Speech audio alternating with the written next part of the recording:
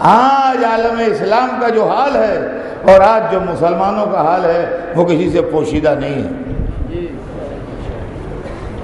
ہمارے ملک دیکھ لیجئے کس حال میں ہے، ہمارے رہبر دیکھ لیجئے کس حال میں ہے، ہماری تعلیم دیکھ لیجئے کس حال میں ہے، باوجود اس کے کہ مسلم دیشوں میں سونے کی نہریں بہتی ہیں، سونے کی نہریں بہتی ہیں۔ سونے کی نہر محاورہ ہے، یہ کالا سونا پٹرول جو ہے یہ سونے کی نہر ہی ہے، سمجھے آپ؟ مسلم دیشوں کو اللہ نے نوازا ہے جہاں سونے کی نہریں بہتی ہیں، لیکن اس کے بعد مسلمان بھوکے مرتے ہیں۔ کیوں؟ اب کہیں گے تم تو ہر بات میں وہی ملا پنا کرتے ہو۔ یہ علی کو چھوڑنے کا نتیجہ ہے۔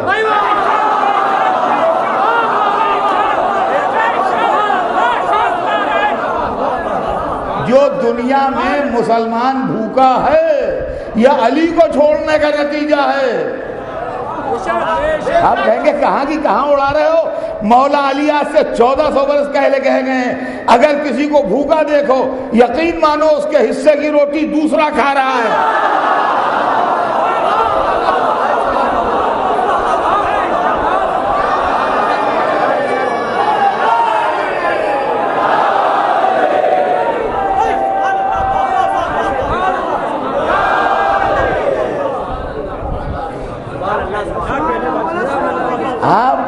ہم دنیا گھومتے ہیں مولا کے نام پر، عالیشان کاروں میں جن پر نظریں نہ ٹھہریں، لمبے لمبے دسترخوان جن میں سے اتنی غذائی مقدار پھینک دی جاتی ہے ڈسٹ بن میں کہ جس سے سینکڑوں کا پیٹ بھر جائے، وہ بھی مسلمان دیش ہیں اور وہ بھی مسلمان ہیں جو پھینکے ہوئے کوڑے میں سے اپنا رزق تلاش کرتے ہیں۔ کیا آپ سنیں گے میرے مولا علی کی بات؟ ارے دنیا علی کو پہچانی نہیں، آپ انسانیت کے سامنے علی کو پیش تو کیجئے۔ انسانیت ارے آسمان پر چلی جائے اگر علی کا دامن تھام لے تو۔ آپ کا گورنر جس زمانے میں آپ برسر اقتدار تھے دعوت میں چلا گیا کچھ بڑے لوگوں کی یہاں، بڑے لوگوں کو لوگ بلاتے ہیں دعوت میں، گورنروں کو وزیروں کو دعوت میں بلایا جاتا ہے۔ چنانچہ گورنر چلا گیا دعوت میں، اور جب دعوت میں چلا گیا تو علی نے اس کو ڈانٹ کے خط لکھا۔ دیکھیے کیسا بادشاہ ہے جو ایک ایک کے فعل پر نظر رکھے۔ ڈانٹ کے خط لکھا، بلغنی، نہج البلاغہ میں ہے جس کا چاہے دیکھ لے، بلغنی قد سرات الی مائدۃ قوم غنیہم مدعو آئلہم مجفو، مجھے اطلاع ملی ہے کہ تم ایسے لوگوں کے دسترخوان کی طرف چلے گئے جہاں مالدار بلائے جا رہے تھے، غریب روکے جا رہے تھے۔ تمہارے سامنے انواع و اقسام کی ڈشز لائی جا رہی تھی، تمہارے سامنے اعلیٰ درجے کے کھانے لائے جا رہے تھے، اور کچھ لوگ باہر اس انتظار میں بیٹھے تھے کہ دسترخوان جھاڑا جائے تو ہم اس کے ٹکڑوں سے اپنے پیٹ کی آگ بجھائیں۔ سمجھے آپ؟ یہ مسئلہ ہے۔ مولا علی کو چھوڑنے کے بعد عالم اسلام میں بھوک کی وبا آئی ہے، رہنے کو مکان نہیں ہے، رہنے کو مکان نہیں ہے بہتوں مسلمانوں کے پاس، جھوپڑا پٹی میں رہتے ہیں، ادھر رہتے ہیں ادھر رہتے ہیں، بالکل زیر آسمان رہتے ہیں، فٹ پاتھ پر رہتے ہیں۔ علی کو چھوڑنے کا نتیجہ ہے۔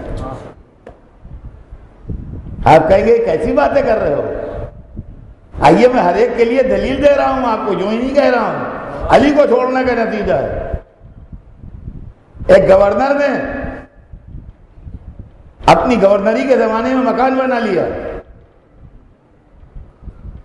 پر یہ نہج البلاغہ مخطوطات کا سیکشن، مولا نے اس کو لکھا کہ مجھے اطلاع ملی ہے کہ تم نے نیا گھر بنایا ہے، اگر تم نے مال مسلمین سے بنایا ہے تو یقین مانو کہ دو بنائے ہیں، اگر مسلمانوں کے مال سے بنایا ہے تو یقین مانو کہ ایک نہیں بنا ہے کہ تم نے 2 گھر بنائے ہیں، ایک یہاں بنایا ہے، ایک جہنم میں بنایا ہے۔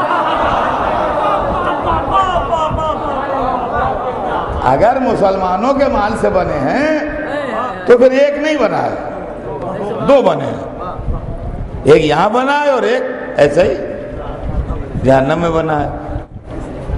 اور اگر تم نے اپنی کمائی سے بنائے ہیں تو خیر اس کے لیے مجھے کچھ کہنا نہیں ہے، مگر خالی ایک بات تمہیں یاد دلا دوں کہ ذرا یہ خیال کر لینا کہ ایک وقت ایسا ہوگا جب یہ گھر تو ایسا ہی بنا ہوگا مگر اس کے اندر سے تمہاری میت اٹھائی جا رہی ہوگی۔ سمجھے آپ؟ تو ہاؤسنگ پرابلم علی کا دامن چھوڑنے سے۔ اب آئیے ایجوکیشن کی پرابلم، تعلیم۔ کیا بد نصیبی کی بات ہے، کیا منہ پر تماچے مارنے کی بات ہے کہ جس کا رسول آج سے 1400 برس پہلے کہہ گیا ہو کہ طلب العلم فریضۃ علی کل مسلم و مسلمہ، ہر مسلم و مسلمہ کے اوپر علم حاصل کرنا ڈیوٹی ہے، فریضہ ہے۔ یہ سرکار کی حدیث ہے، ختمی مرتبت کی، حضور کی، جو رسول تھے آپ کے، جن کا کلمہ پڑھتے ہیں آپ، کہ ہر مسلمان مرد و عورت پر علم حاصل کرنا فریضہ ہے، ڈیوٹی ہے۔ 1400 برس پہلے جس ملت کے رسول نے یہ کہا ہو، آج تک اس ملت میں لٹریسی 100% نہ ہو، اس کا راز کیا ہے؟ اس کا راز کیا ہے یہ سوچیے کہ رسول نے 1400 برس پہلے کہا تھا۔ یہاں لٹریسی 100% آج بھی نہیں ہے مسلمانوں میں۔ اس کی وجہ ہے علی کو چھوڑ دیا۔ آپ کہیں گے یہ کیسے؟ جب مولا علی برسر اقتدار آئے تو اپنے سارے گورنروں کو سرکولر بھیجا کہ خبردار تمہارے قلمرو کے اندر کوئی بچہ بغیر تعلیم کے نہ رہنے پائے۔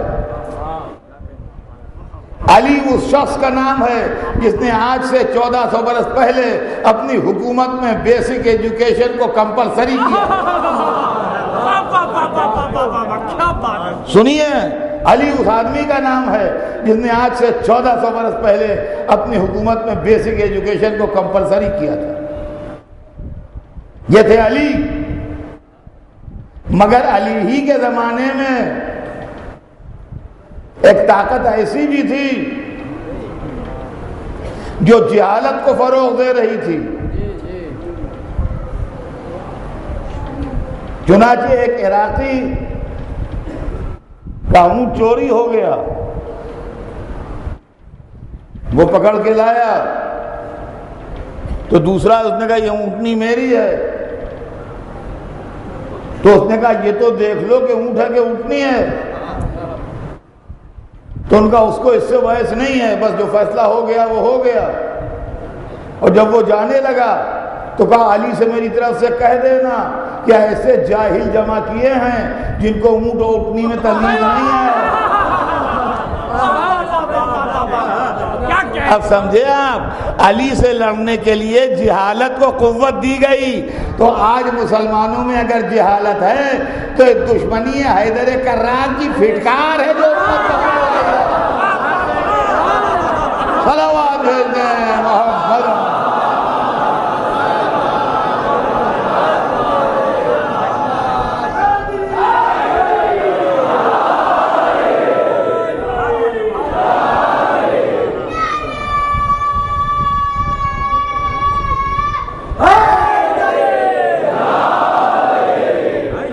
مسلم بادشاہوں نے، سلطانوں نے، کشور کشاؤں نے، اقتدار کے اوپر قبضہ کرنے والوں نے اسلام کا نام بدنام کیا ہے۔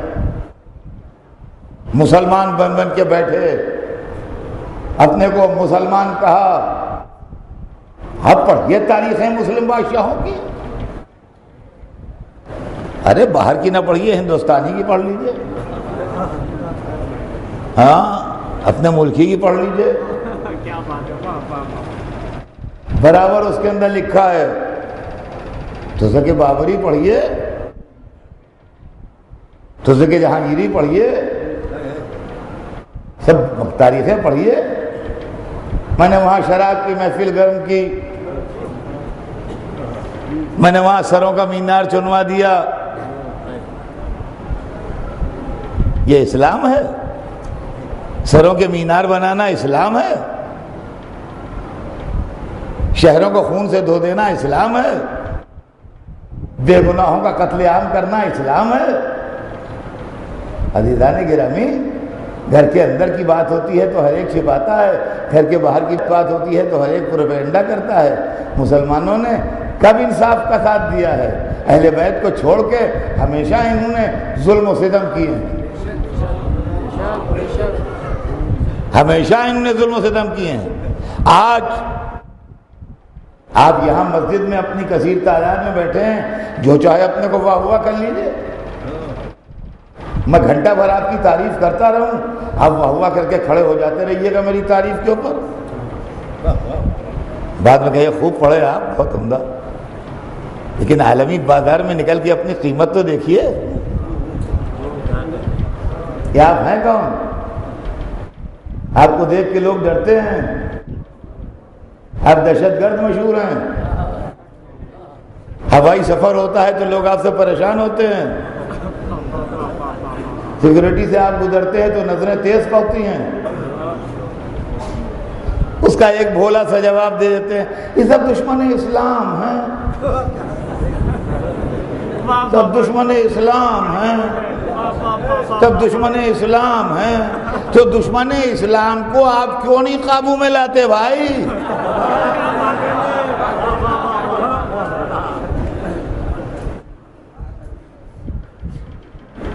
دشمن اسلام کنٹرول کیجئے،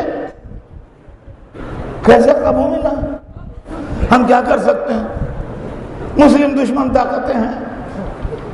ارے خدا کی قسم میں چھپ رہتا ہوں، میرے کلیجے کے اندر ابلتا رہتا ہے معاملہ، لیکن میں بولتا نہیں ہوں، اس لیے نہیں بولتا ہوں کہ میرا مقصود دل آزاریاں نہیں ہیں،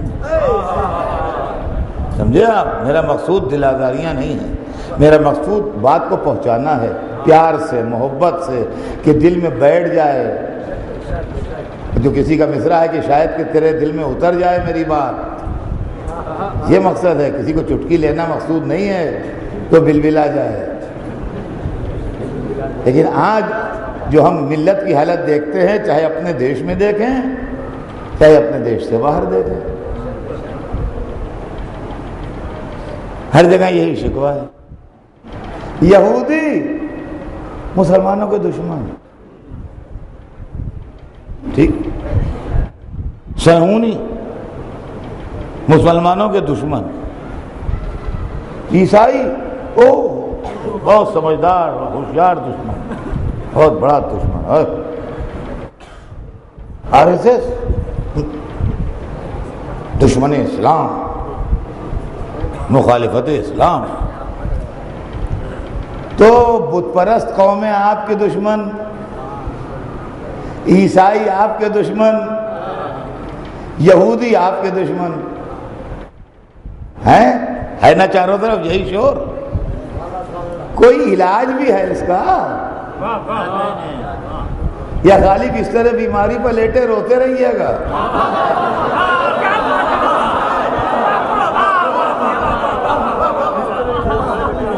ہم آپ کچھ علاج بھی کرو گے یا خالی روتے رہو گے بستر بیماری پر لیٹے ہوئے؟ بت پرست قومیں دشمن مسلمانوں کے، عیسائی پکے دشمن مسلمانوں کے، یہودی جانی دشمن مسلمانوں کے، مسلمان بیچارے بھولے بھالے اللہ کے نیک بندے، شریف، معقول، سمجھے آپ؟ جو آیا وہ ان کو بیوقوف بنا کے چلا گیا، جو آیا وہ بیوقوف بنا کے چلا گیا۔ یہ کیا ہوا؟ کہنے لگے صہیونی سازش کا شکار ہو گئے۔ یہ کیا ہوا کہ امریکی سازش کا شکار ہو گئے۔ یہ کیا ہوا بھائی؟ کہا برطانوی سازش کا شکار ہو گئے۔ ارے یہ کیا ہوا؟ کہا RSS کی سازش کا شکار ہو گئے۔ ہے آپ شکار ہی ہوتے ہیں، کبھی شکار کرتے نہیں۔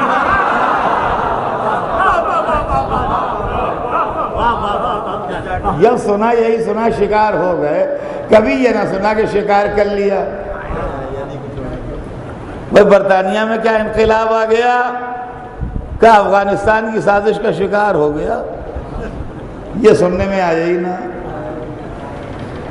امریکہ میں کیا ہو گیا؟ کہا مصر کی سازش کا شکار ہو گیا۔ شکار ہمیشہ یہی ہوتے ہیں، وہ نہیں ہوتے۔ شکاریوں سے پوچھا کہ بھئی یہ شکار کیسے ہوتا ہے؟ تو کہنے بھائی دیکھو جنگل میں دو طرح کے جانور ہوتے ہیں، ایک شکار کھیلتے ہیں، ایک شکار ہوتے ہیں۔ شیر جو ہے وہ ہمیشہ شکار کرتا ہے۔ جب بھی سنیے گا آپ یہ سنیں گے کہ شیر نے شکار کیا، اور ہرن ہمیشہ شکار ہوتا ہے۔ آج تک سینکڑوں سال کی تاریخ میں ہم نے یہ نہ سنا کہ جنگل سے دو بڑے بڑے ہرن نکلے اور ادھر سے ایک شیر ببر آ رہا تھا، وہ انہوں نے اس کو شکار کیا اور آدھا آدھا بانٹ کے لے گئے۔ وہ دونوں ہرن شیر کو شکار کر کے اور منہ میں دبا کے آدھا آدھا لے گئے۔ آج تک نہ سنا، جب سنا یہی سنا کہ شیر نے شکار کیا اور ہرن شکار ہوا۔ تو اب ہماری سمجھ میں آیا کہ دو طرح کے جانور ہوتے ہیں، ایک شکار ہوتے ہیں، ایک شکار کرتے ہیں۔ تو عالمی جنگل میں یورپ و امریکہ وہ جانور ہیں جو شکار کرتے ہیں، اور مسلم دیش وہ جانور ہیں جو شکار ہوتے ہیں۔ اب اگر ہم سے پوچھیے آپ تو ہم بتاتے ہیں کہ وجہ کیا ہے؟ شیر خدا کا دامن چھوڑنے کا نتیجہ۔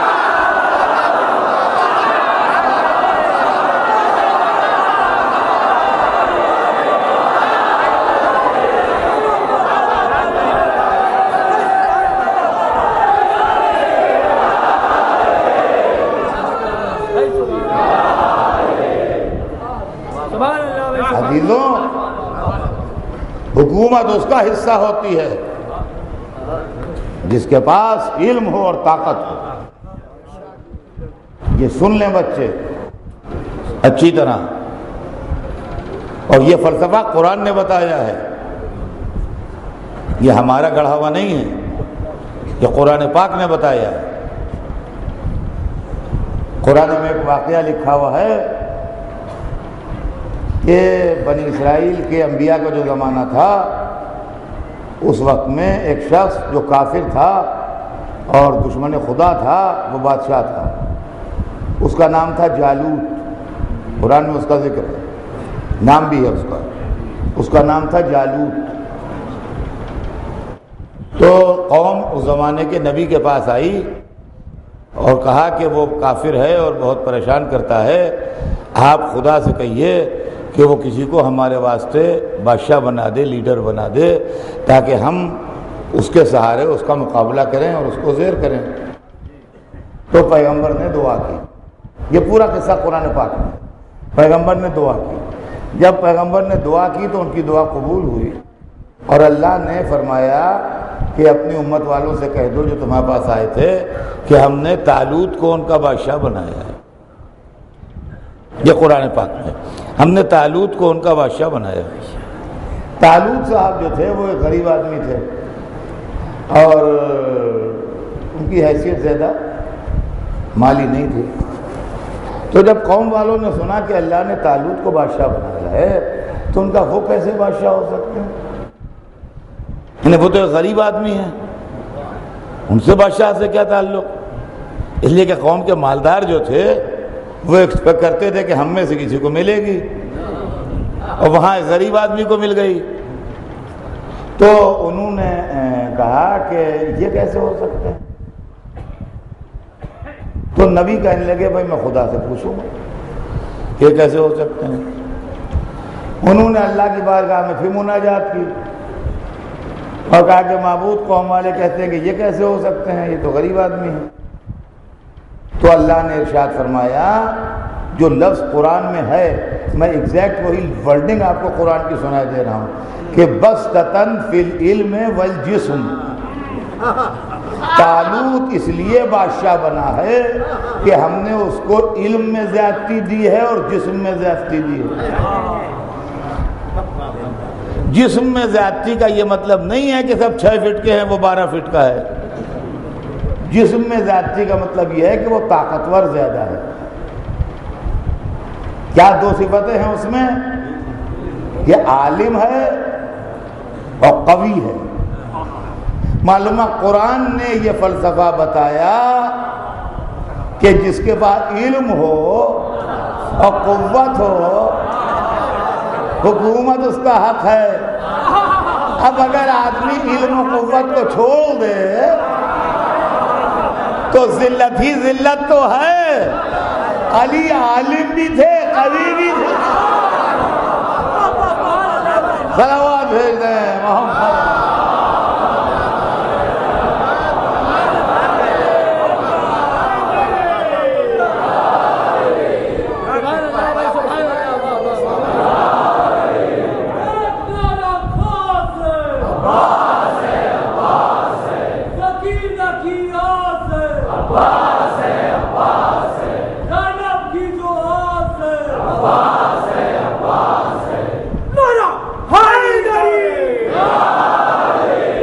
تو عزیزان گرامی، جو بات میں عرض کر رہا تھا اس کو میں آخری منزل تک پہنچا دوں۔ تو بات آگے بڑھے کہ آج عالم اسلام کا یہ حال ہے کہ عیسائی دشمن، یہودی دشمن اور کافر بت پرست دشمن، ہم دشمنوں میں پھنسے ہوئے ہیں چاروں طرف سے اور سازش کا شکار ہو رہے ہیں۔ اس کا علاج کیا ہے؟ میں آپ کو پرانا نسخہ یاد دلاؤں جس سے فائدہ ہوا تھا آپ کو۔ اب آپ کو اختیار ہے، چاہے استعمال فرمائیے چاہے نہ استعمال فرمائیے۔ جب اسلام آیا ہے تو یہی 3 دشمن تھے، یا بت پرست قوم اسلام کی دشمن تھی، یا عیسائی دشمن تھے، یا یہودی دشمن تھے۔ کفار مکہ جو دشمن تھے وہ بت پرست تھے، خیبر والے جو دشمن تھے وہ یہودی تھے، نجران والے جو آئے تھے مقابلے کے لیے وہ عیسائی تھے۔ اب آپ سمجھیے کس دوا سے شفا ہوئی ہے؟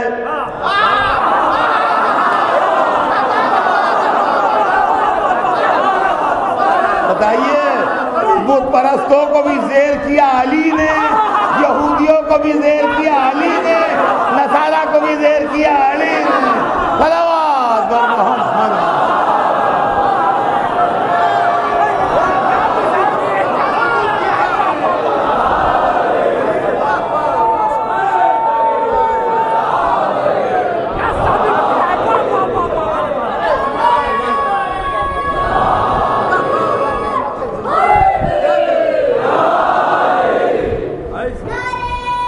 تو عزیزان گرامی، یہاں یہودی ہو یا کافر ہو یا نصرانی ہو، کوئی ہو، اس سے بس ہم نے عہد رسول دیکھا ہے۔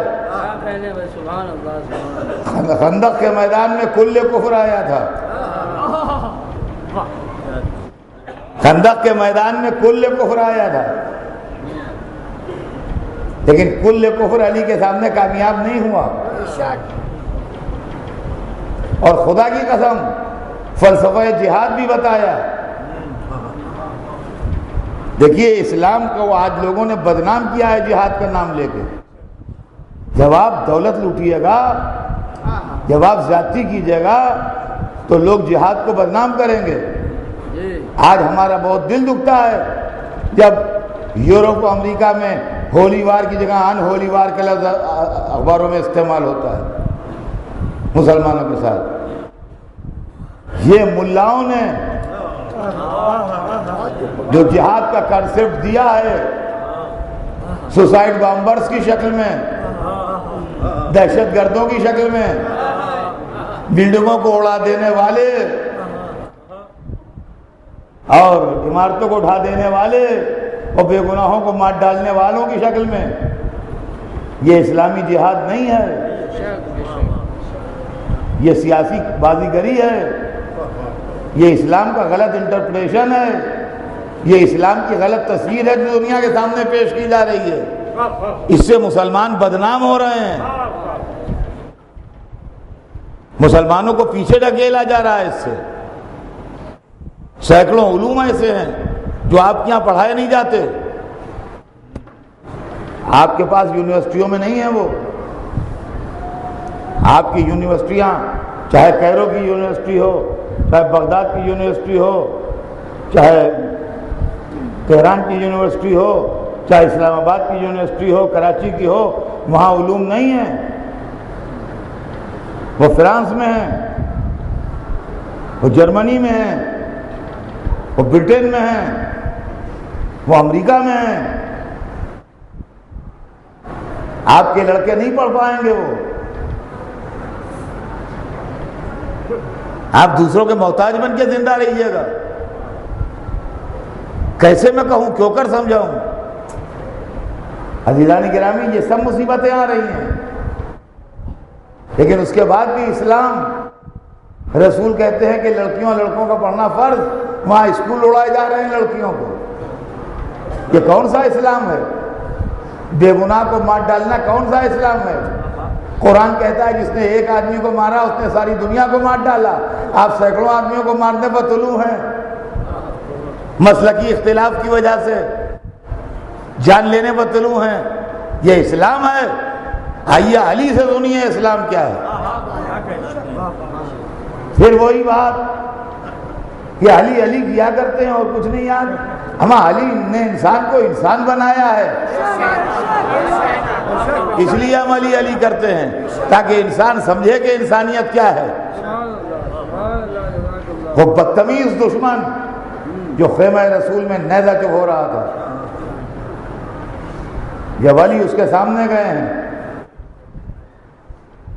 تو ظاہر ہے کہ اس کی بدتمیزی پر مزاج تو برہم ہوگا، مگر جہاد کرنے گئے تھے،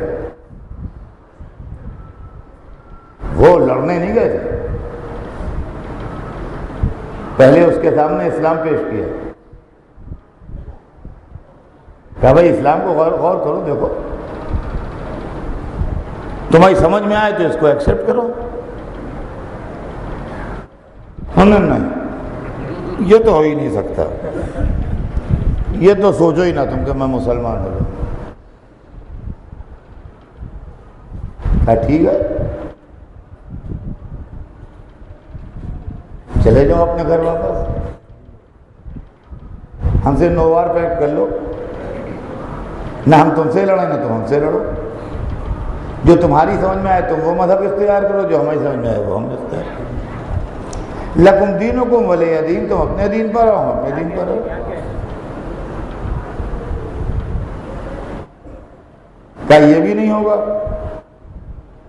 ہم تو بھائی تم سے لڑنے آئے ہیں تو لڑیں گے ضرور. اب بتائیے کوئی راستہ نہیں رہ گیا نا. کہ اچھا بھائی پھر اگر لڑنے پر مجبور کرتے ہو تو پھر لڑ لو، مگر تم گھوڑے پر سوار ہو ہم پیدل ہیں. کہیں گے ہاں یہ ہو سکتا ہے، ہم اترے آتے ہیں.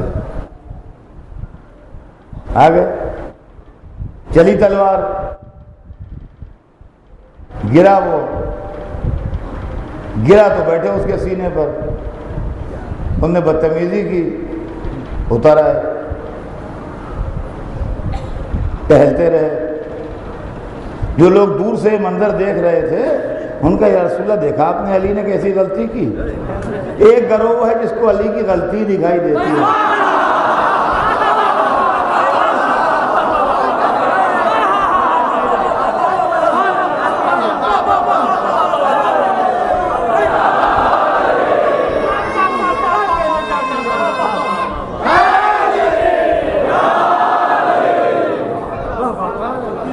دیکھا آپ نے کیسے لگتی، ان کا کیا کیا؟ ارے اتنے بڑے دشمن کو قابو میں لا کے چھوڑ دیا. اتنے بڑے دشمن کو قابو میں لا کے چھوڑ دیا. کیا جب آئے تو انہیں سے پوچھ لینا. اور جب آئے تو پوچھا کہ اس نے بدتمیزی کی تھی تو مجھے غصہ آ گیا تھا. تو میں نے کہا یہ عمل اللہ کے لیے ہو, دنیا کے لیے نہ ہو. دیکھا آپ نے, یہ ہے جہاد کی اسپرٹ. اور سر کاٹ لیا اس کا اور چلے آئے. اس کے کپڑے, اس کا اسلحہ, اس کے جسم پر جو زرہ تھی, اس کا جو خود تھا, اس کی جو تلوار تھی, اس کا جو نیزہ تھا, جو بہترین آرمر سیٹ تھا اس کے پاس, سب اسی کی لاش کے پاس پڑا تھا. جبکہ عرب کا دستور یہ ہوتا ہے کہ جو قتل کرتا ہے وہ لے جاتا ہے سب. مگر علی نے کسی چیز کو ہاتھ نہیں لگایا, اور علی کو زیب بھی نہیں دیتا تھا. جناب امیر مردے کے مال کو کیا چھوٹے.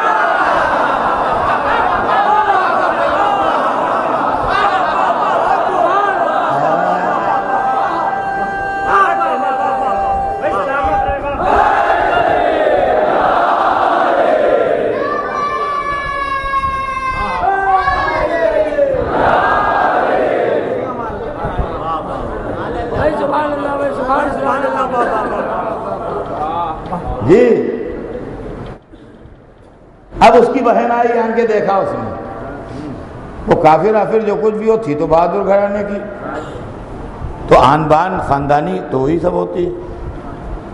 وہ گھوم گھوم کے دیکھتی رہی, اور آخر میں یہ کہتی بھی گئی کہ بھیا تیرا قتل وہ تھا کہ زندگی بھر ہوتی, مگر لاش دیکھ کے تسلی ہو گئی کہ تیرا قاتل کوئی شریف النسب و بہادر ہے.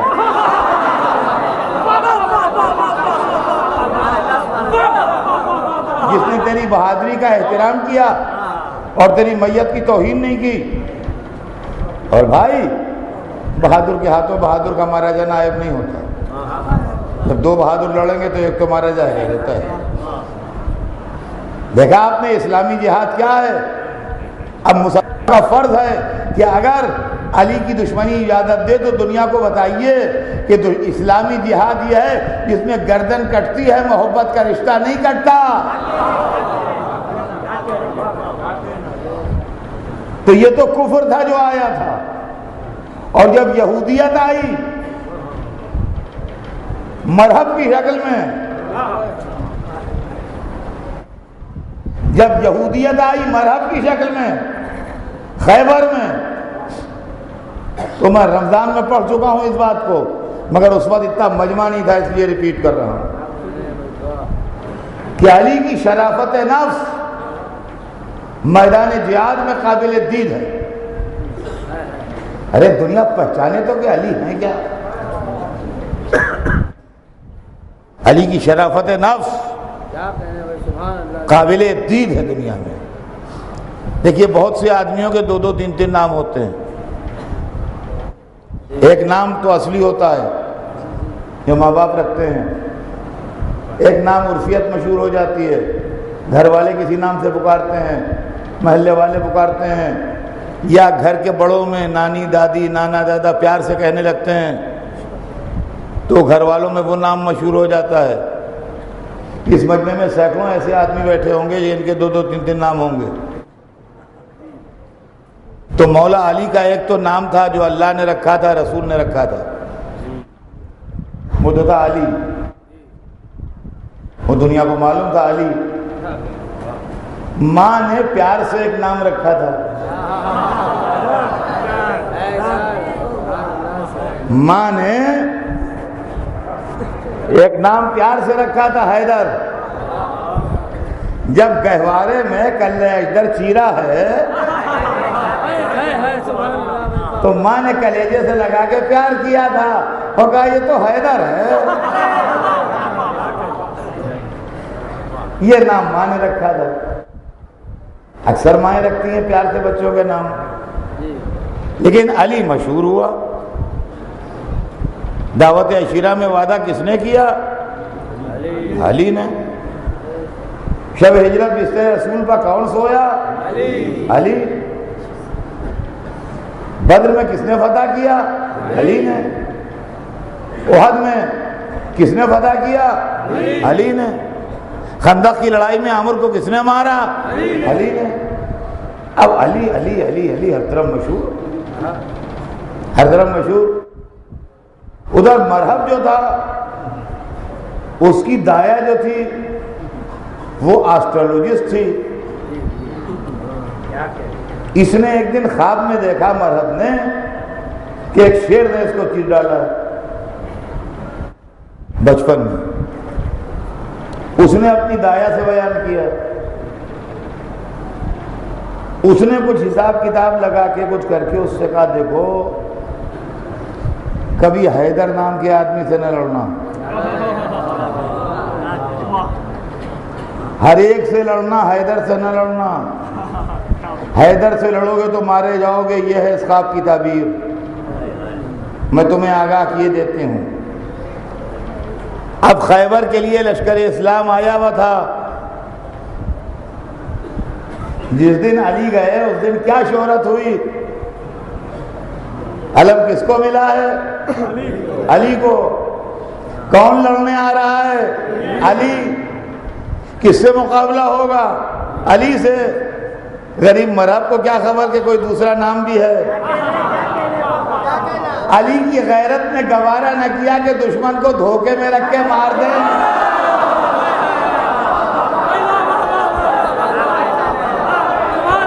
ورنہ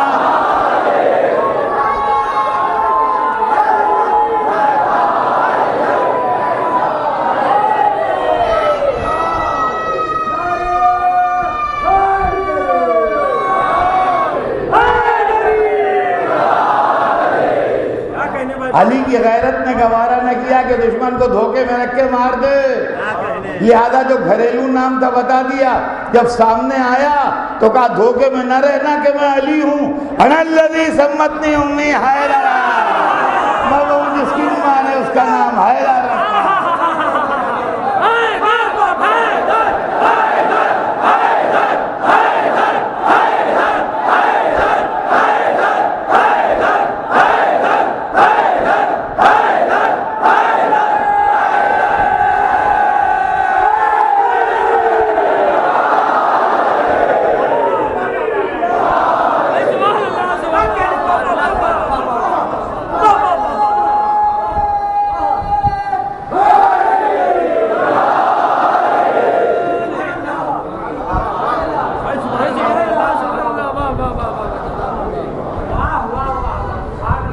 اب سمجھے آپ، میں وہ جس کی ماں نے اس کا نام حیدر رکھا ہے تاکہ دھوکے میں نہ رہو۔ اس کے بعد کہا پلٹ جا۔ سوچا تو اس نے بھی سمجھ گیا تھا کہ مارا جائے گا، وہ اتنا سیدھا نہیں تھا کہ نہ سمجھاؤ۔ مگر بھائی اب کیا بتایا جائے، وہ کافر ہو یا یہودی ہو یا مشرک ہو، آن بان ہوتی ہے بہادروں کی، تھوڑی ہے کہ مسلمانوں میں سب ہوتا ہے، اوروں میں بھی ہوتا ہے۔ مولا نے کہا پلٹ جائے، وہ سوچا، کہنے لگا عورتیں ہنسیں گی، اما تھا تو مرہب مگر کچھ غیرت تو تھی۔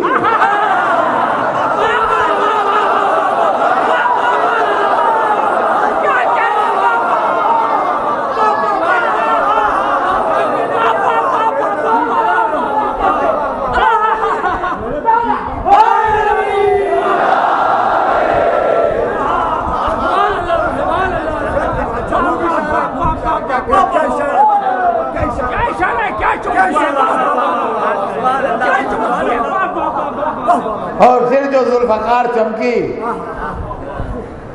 تو بقول استاد قمر جلالوی، مرہب کا قتل بھی کوئی خیبر میں قتل تھا، پھینکا تھا ذوالفقار کا صدقہ ہوتا۔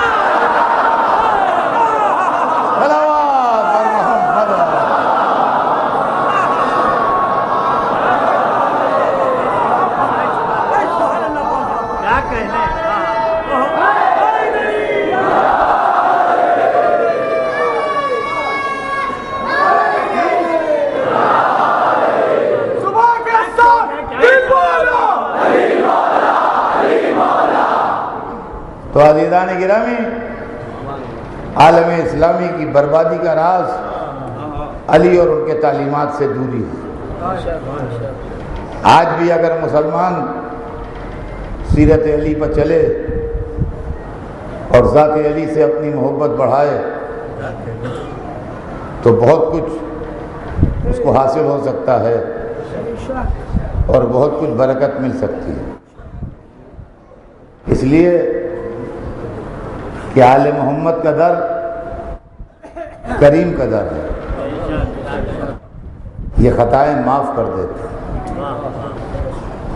ان کے یہاں دل میں کینے نہیں رکھے جاتے، مخالفتیں نہیں ہوتی، جس نے راستہ روکا تھا اس کی خطا بھی معاف کر دی اور اس کو اتنا بڑا مرتبہ دے دیا کہ آج تک اس کا نام آفتاب بن کے چمک رہا ہے۔ کیوں عزیزان گرامی، یہ کریم کا گھرانہ ہے، یہ رسول اللہ کا خاندان ہے، یہاں اپنے تو اپنے، پرایوں کی غیرتوں کا بھی انتظام کیا جاتا ہے اور دشمنوں کو بھی بے عزت نہیں کیا جاتا۔ مسلسل ذکر ہو رہا ہے آل رسول کا۔ آج رواج ہے کہ آپ شبیہ پیغمبر کا ماتم،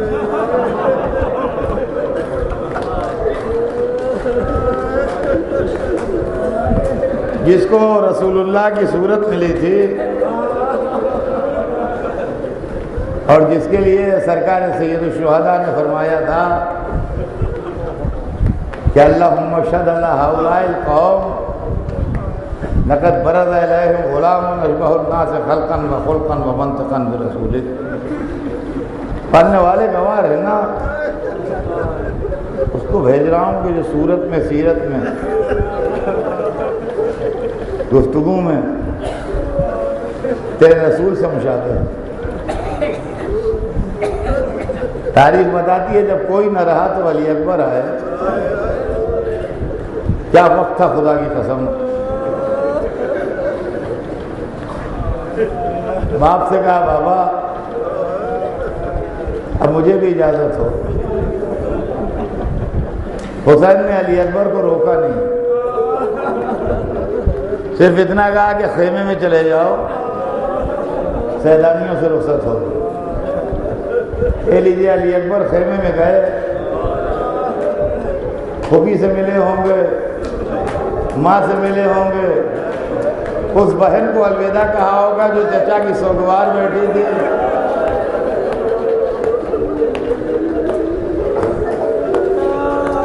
کیا ہوا ہوگا خیمے میں مجھے نہیں معلوم۔ مجھے اتنا معلوم ہے کہ شہزادہ نکلنا چاہتا تھا، سیدانیاں روک لیتی تھی، خیمے کا پردہ اٹھتا تھا اور گرتا تھا۔ آخر میں علی اکبر یوں نکلے جیسے بھرے گھر سے جنازہ نکلا۔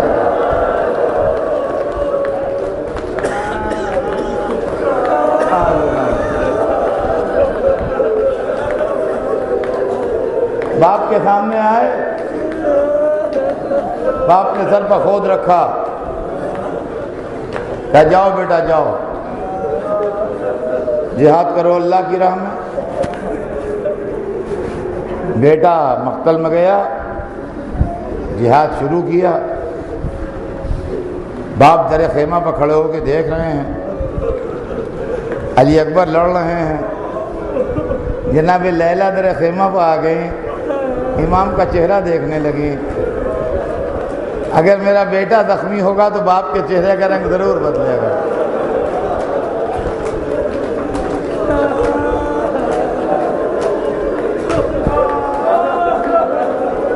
بی بی لیلا نے دیکھا کہ چہرے کا رنگ بدلا،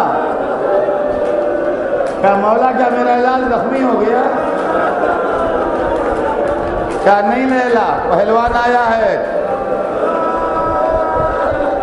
لیلا تمہارا بیٹا بھوکا پیاسا ہے، وہ سیر و سیراب ہے، جاؤ خیمے میں جاؤ دعا کرو۔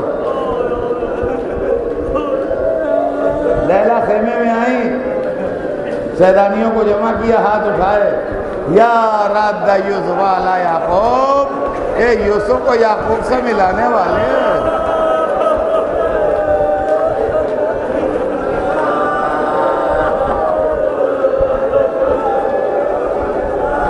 میرے علی اکبر کو مجھ سے ملا دے۔ ذرا دیر میں اطلاع بی بی آپ کا بیٹا کامیاب ہو گیا، عرب کے اس نامی گرامی پہلوان کو کھڑے کھڑے قتل کر دیا۔ اپنے بابا سے ملنے آئے ہیں، در خیمہ پہ کھڑے ہیں۔ ماں در خیمہ پہ آئی، خدا کی قسم روایت کے جملے کلیجہ توڑ دیتے ہیں۔ علی اکبر پہچانے نہیں جا رہے تھے، گلابی ہونٹ اونچے ہو گئے تھے، آنکھیں حلقے میں چلی گئی تھی، زرہ کی کڑیوں سے خون ٹپک رہا تھا۔ کہہ رہے تھے یا بتا اللہ تشوق قتل نہیں، ماں باپ پیاس مارے ڈال رہی ہے۔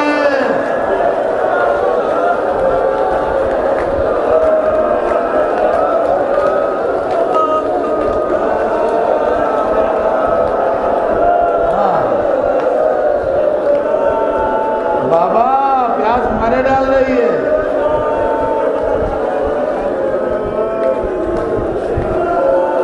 میں کہتا ہوں کہ تھوڑی دیر کے بعد امام بھی شہید ہو گئے، لیلا تو زندہ رہیں۔ جب پانی سامنے آتا ہوگا، بیٹا یاد آتا ہوگا، علی اکبر۔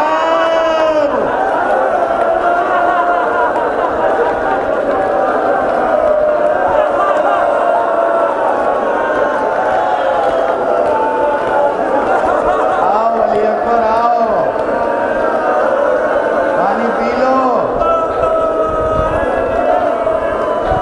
علی اکبر مقتل میں چلے، منظر بدلا۔ حسین در خیمہ پر کمر تھام کے کھڑے ہوئے، لیلا خیمے کے اندر گئی، زینب خیمے کے دروازے پر آئی۔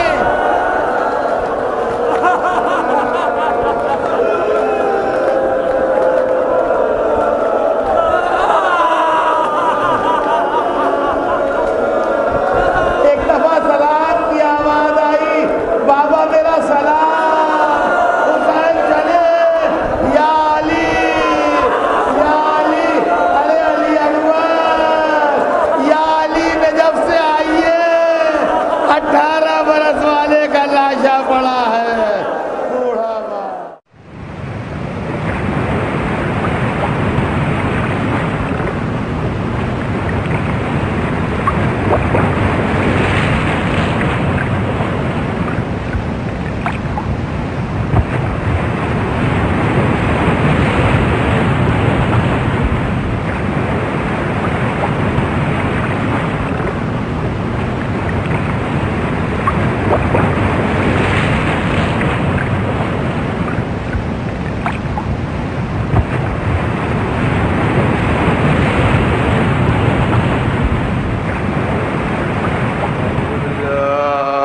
السميع العليم من الشيطان اللعين الرجيم بسم الله الرحمن الرحيم الحمد لله رب العالمين والصلاة والسلام على سيدنا وشفيعنا بالقاسم محمد وآله الطيبين الطاهرين المعصومين ولعنة الله على أعدائهم أجمعين من يومنا هذا إلى يوم الدين. أما بعد فقد قال الله سبحانه تبارك وتعالى في كتابه المبين وهو أصدق الصادقين ولا تلبسوا الحق بالباطل وتكتموا الحق وأنتم تعلمون. صلوات بھیجیں.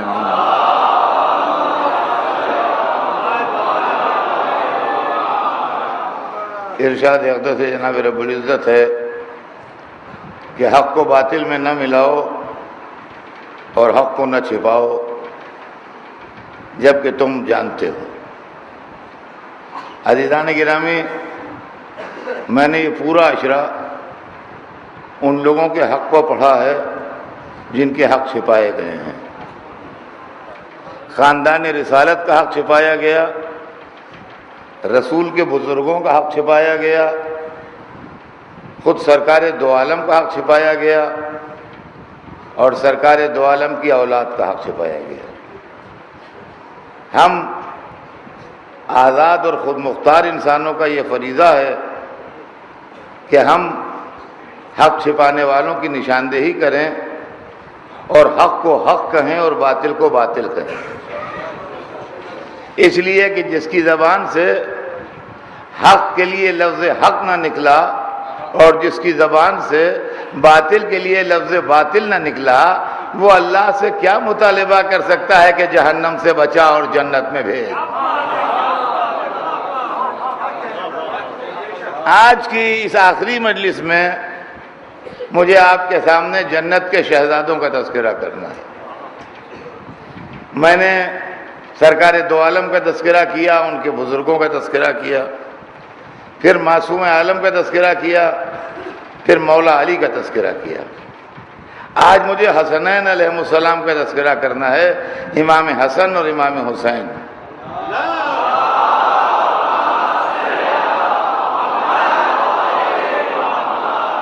جتنی دیر دامن وقت میں گنجائش ہوگی اور جتنا مجھ سے ممکن ہو سکے گا میں آپ کی خدمت میں عرض کر کے اپنے مضمون کو مکمل کروں گا کہ حسن و حسین کون ہیں؟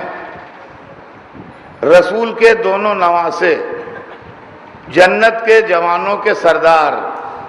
اور امام حسن کے لیے ایک جملہ سنیے، تاریخ عالم و آدم کا وہ پہلا انسان۔ امام حسن، غور کیجیے گا جہاں جہاں میری آواز جا رہی ہے، اس لیے کہ وقت کا میں تفصیل نہیں کر سکتا۔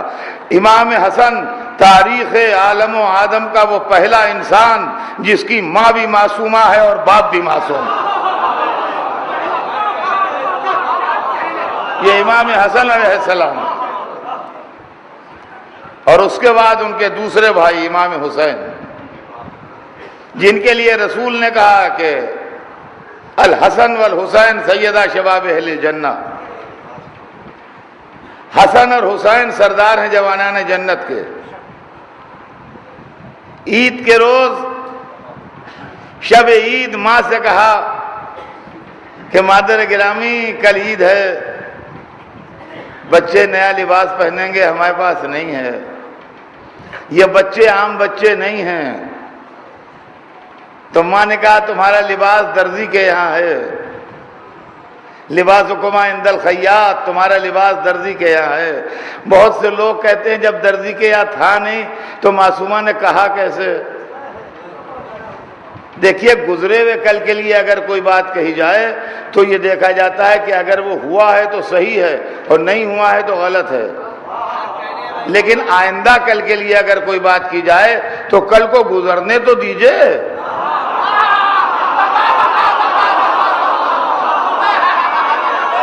کل کو گزرنے تو دیجئے۔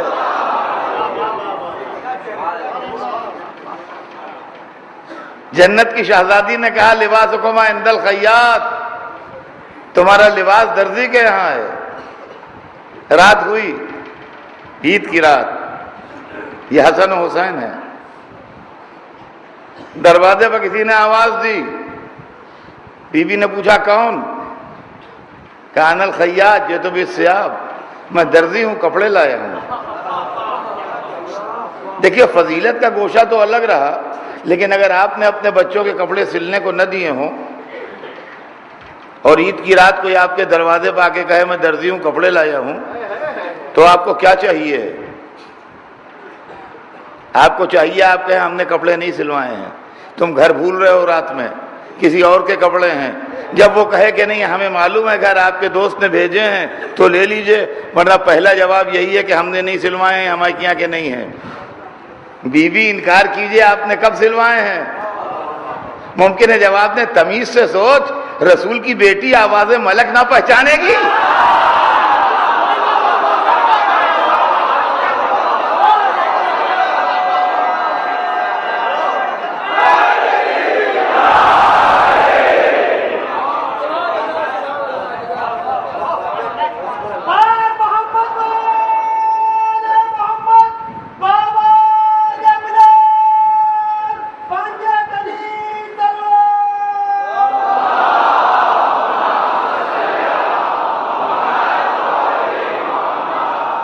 کپڑے جنت کے آ گئے، جنت کے شہزادوں نے جنت کے کپڑے پہنے، عید کے دن مسجد میں آئے،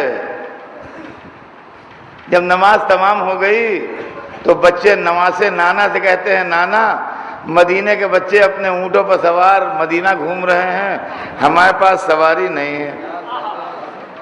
خدا کی قسم یہ عجب منظر ہے، کہا آؤ میری پشت پر بیٹھ جاؤ۔ دونوں شہزادے پشت رسول پر بیٹھ گئے۔ دیکھیے یہ عام بچوں والی بات نہیں ہے۔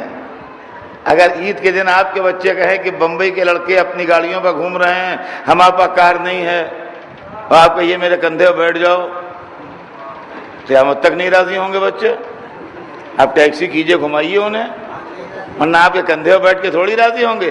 یہ بچے عام بچے نہیں تھے، انہوں نے جو کہا وہ ان کا نانا سمجھا کہ جنت سے کپڑے آئے ہیں، سواری بھی تو ویسی ہو۔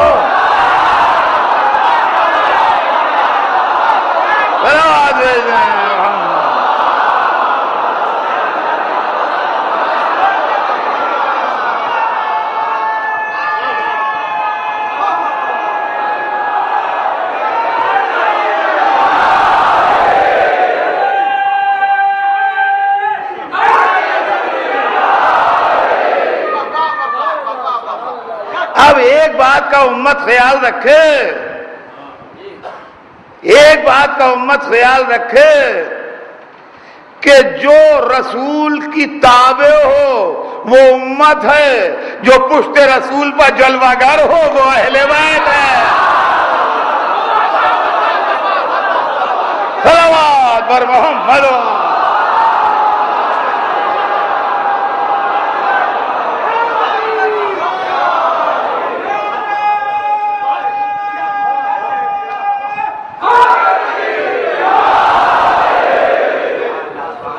یہ حسن و حسین ہیں،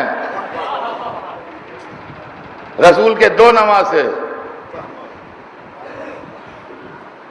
ایک جگہ ارشاد ہوا حسن منی وانا من ہو، حسن مجھ سے ہے میں حسن سے ہوں۔ دوبارہ ارشاد ہوا حسین منی وانا من الحسین، حسین مجھ سے ہے میں حسین سے ہوں۔ دونوں کی مدح مشترک میں ارشاد ہوا الحسن والحسین سیدہ شباب اہل الجنہ، حسن و حسین سردار ہیں جوانان جنت کے۔ اور سنیں گے آپ حسن حسین وہ ہیں جو ہر فضیلت میں اپنے بڑوں کے شریک۔ چادر تطہیر میں پہلے حسن و حسین آئے، میدان مباہلہ میں حسن و حسین لے جائے گئے، رسول کے بیٹے حسن و حسین بنے۔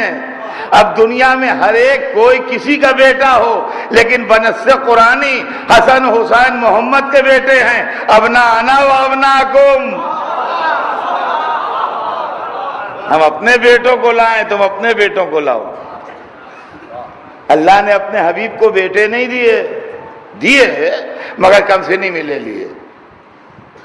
شہزادے پیدا ہوئے مگر کم سنی میں فوت ہو گئے۔ پھر مقابلے کے دن رات کو آیت آ رہی ہے شام کے قریب، کل بیٹے لانا ہے، بیٹے ان کے پاس ہیں نہیں۔ ارے صاحب میں بار بار یہی ریپیٹ کرتا ہوں کہ میں زندگی سے مجلس بولتا ہوں، یہی میری اسٹڈی ہے۔ شادی کے کارڈ آتے ہیں، ایک آدمی کے بیٹا نہیں ہے، اجنبی آدمی لکھ دے ماں صاحبزادگان، کوئی بات نہیں، ہم آپ کے پڑوس میں رہتے ہیں، ہمیں معلوم ہے کہ آپ کو بیٹا نہیں ہے، ہمیں معلوم ہے کہ لوگ آپ پر طنز بھی کرتے ہیں کہ ان کے بیٹا نہیں ہے، اور جب ہم اپنے لڑکے کی شادی میں بلانے لگیں تو ہم کہیں اپنے بیٹے کو بھی لائیے گا۔ دل دکھانے والی بات ہے کہ نہیں؟ دل دکھانے والی بات ہے کہ نہیں؟ آپ کہیں گے صاحب آپ کو کیا نہیں معلوم تھا کہ میرے بیٹا نہیں ہے؟ آپ نے کیوں کہا بیٹے کو لائیے گا؟ میرا دل دکھانے کے لیے؟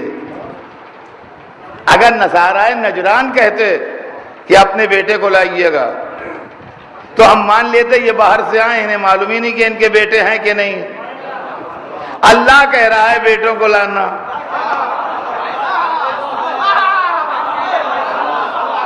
اے معبود یہ کیا ہو رہا ہے؟ بیٹے ہیں نہیں، بیٹا ایسی چیز نہیں ہے کہ 12 گھنٹے میں مل جائے۔ یہ کیسے بیٹے بلوائے جا رہے ہیں؟ ان کا تمہیں خبر کیا؟ ہم علیم و خبیر ہیں، ہم نے پہلے سے انتظام کر کے رکھا ہے۔ نفس علی خریدا کیوں تھا؟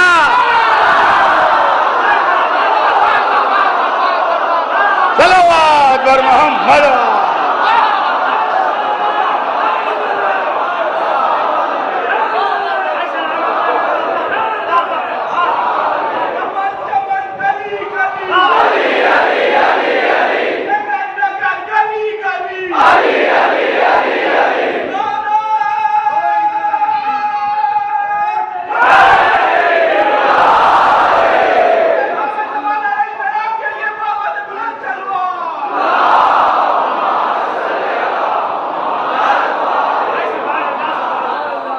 عزیزان گرامی، جو میں عرض کر رہا ہوں اس کو توجہ سنیے۔ یہ تمہید میں نے اس لیے پڑھی ہے کہ جہاں جہاں میری آواز جا رہی ہے وہاں کے لوگ عظمت حسن و حسین سے واقف ہو جائیں۔ اور الحمدللہ سارے مسلمان اچھی طرح جانتے ہیں کہ امام حسن اور امام حسین کس عظمت کے لوگ ہیں اور کس جلالت کے لوگ ہیں، اور ان کی شان اور ان کا مرتبہ کیا ہے، اور رسول اللہ سے ان کی قرابت کیا ہے۔ اب میرا بیان شروع ہوتا ہے، اس کو کلیجہ تھام کے سنیے گا۔ جس ملت کے پاس حسن اور حسین جیسے دو شہزادے ہوں، جس ملت کے پاس حسن و حسین جیسے دو ہیرے ہوں، جس قوم کے پاس رسول کے دو نواسے ہوں، جس مذہب کے پاس جنت کے جوانوں کے دو سردار ہوں، وہ ملت ان کو چھوڑ کے آل ابو سفیان کو لے لے۔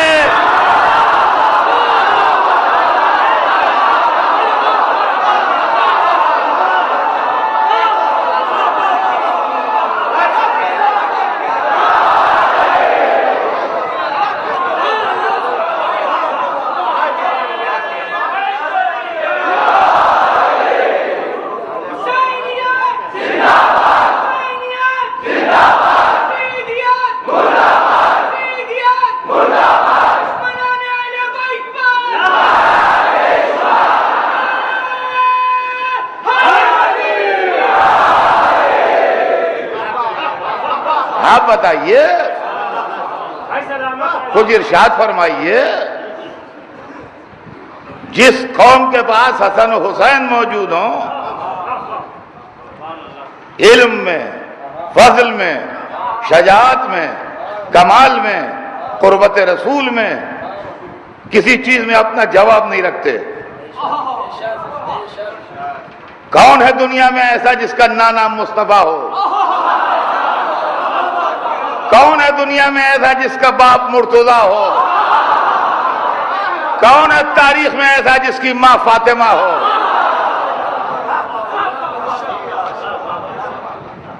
تصور کانپ جائیں، عظمت کے مناروں کو دیکھ کے دل دہل جائیں۔ یہ حسن و حسین ہیں، اور اللہ نے یہ تحفہ اپنی ملت کو دیا ہے۔ خدا نے یہ تحفہ ملت محمدی کو دیا کہ ہم تمہارے درمیان جنت کے شہزادے بھیج رہے ہیں، ہم تمہارے درمیان جنت کے شہزادے بھیج رہے ہیں۔ قرآن مجید میں ہے لَإِن شَكَرْتُمْ لَأَزِيدَنَّكُمْ، اگر تم اللہ کی نعمت کا شکریہ ادا کرو گے تو اللہ تمہاری نعمتوں میں اضافہ کرے گا۔ لیکن ساتھ میں یہ بھی بتایا گیا ہے کہ اگر کفران نعمت کرو گے یعنی انکار نعمت کرو گے تو نعمت سلب کر لی جائے گی۔ اللہ نے ایسی بڑی دو نعمتیں دی کہ جو تصور میں نہیں آ سکتی۔ حسن و حسین، امت نے شکریہ یہ ادا کیا کہ دونوں سے دامن کھینچ لیا۔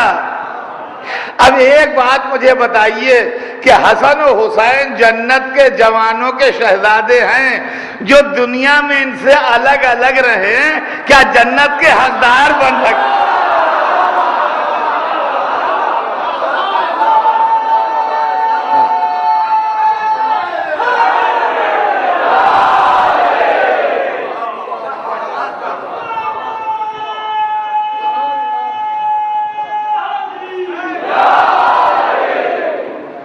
یہی حسن و حسین ہیں جو دوش رسول پائے، یہی حسن و حسین ہیں جو پشت رسول پائے، یہی حسن و حسین ہیں جنہوں نے زبان رسالت چوسی، یہی وہ حسین ہیں جنہوں نے رسول کو اپنا دل و جان، رسول نے ان کو اپنا دل و جان کہا۔ پھر امت نے کیا کیا ان کے ساتھ؟ دیکھیے یہ سب رسول کے 50 برس کے اندر ہوا ہے۔ تاریخ میں تحقیق کیجئے، یہ سوچ کے آنکھیں نہ بند کر لیجئے کہ ہم بھیا جس راستے پر چلے آ رہے ہیں بس ٹھیک ٹھاک ہے، ہم زیادہ تحقیق نہیں کرتے، ہم زیادہ وہ نہیں کرتے، بس ٹھیک ٹھاک ہے، اپنے ہر ایک اپنی کہتا ہے بھائی ہماری سمجھ میں نہیں آتا۔ ہر معاملے میں آپ کی سمجھ میں آتا ہے، اس میں نہیں آتا۔ کون سی پولیٹیکل پارٹی جوائن کریں یہ سمجھ میں آتا ہے، کون سا کپڑا خریدیں یہ سمجھ میں آتا ہے، کون سا سامان بازار سے لائیں یہ سمجھ میں آتا ہے، اور اگر کہیں یہ شہرت ہو جائے کہ نقلی مال بھی بازار میں آیا ہوا ہے تو پرکھ کے لینے میں دلچسپی ہوتی ہے۔ لیکن مذہب کے معاملے میں اللہ را بھولا پن،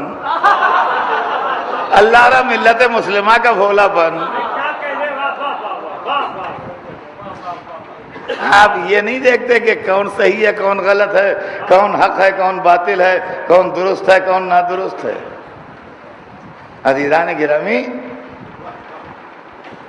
رسول کے 30 برس کے اندر within 30 years حسن کو صلح کرنا پڑی، اور آج بہتیرے لوگ کہتے ہیں حسن نے صلح کیوں کی۔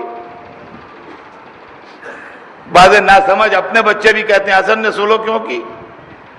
جی ہاں، وہ آپ کے تابع تھے نا، جو آپ کا جو چاہے وہ کرتے۔ حسن کون ہے پہچانیے آپ، حسن امام ہیں۔ امام کون بناتا ہے؟ اللہ بناتا ہے۔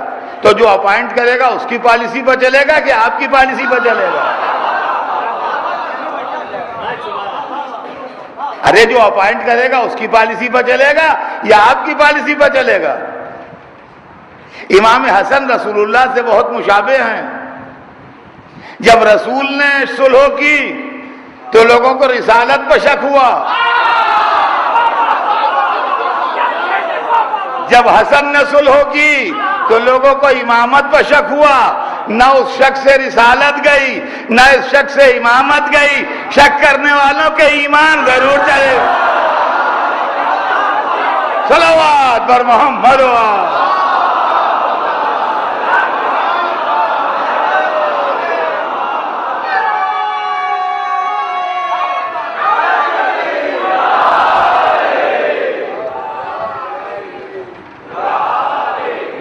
سوچنے کے قابل بات ہے کہ امام حسن کون تھے۔ اور اس کے بعد تاریخ عالم و آدم گواہ ہے، اسلامی تاریخ گواہ۔ کبھی پڑھیے تاریخ اور کبھی غور کیجئے تاریخ پر۔ علماء اسلام لکھتے ہیں کہ خلافت راشدہ اس دن تمام ہوئی جس دن امام حسن نے صلح کی، یعنی خلافت راشدہ میں ملت مسلمہ نے امام حسن کا 6 مہینے کا دور بھی شامل کیا ہے۔ جو میری آواز سن رہا ہے وہ توجہ سنیں۔ ملت مسلمہ کہتی ہے خلافت راشدہ اس دن ختم ہوئی جس دن امام حسن نے صلح کی۔ اور کیا ہم نے بہت اچھا تھا اگر خلافت راشدہ کو اس دن ختم کر دیتے جس دن علی شہید ہوئے، جان بچ جاتی، خدا کی قسم جان بچ جاتی اگر اس دن ختم کر دیتے جس دن علی شہید ہوئے، کہ خلافت راشدہ اس دن ختم ہو گئی جس دن علی شہید ہو گئے، اس لیے کہ اب کوئی راشد رہا ہی نہیں، اس معیار کا کوئی بزرگ رہا ہی نہیں، علی آخری آدمی تھے، وہ شہید ہو گئے، اب مسلمانوں کو جیسا ملا ویسا بنا لیا۔ لیکن حسن کی زندگی میں خلافت راشدہ کا ختم کرنا اس بات کی دلیل ہے کہ یہ ملت وہ ملت ہے جو راشد کے ہوتے ہوئے غیر راشد کے ہاتھ پر بیعت کرتی ہے۔ ارے سوچیے تو صحیح کیا ہو رہا ہے اسلام میں۔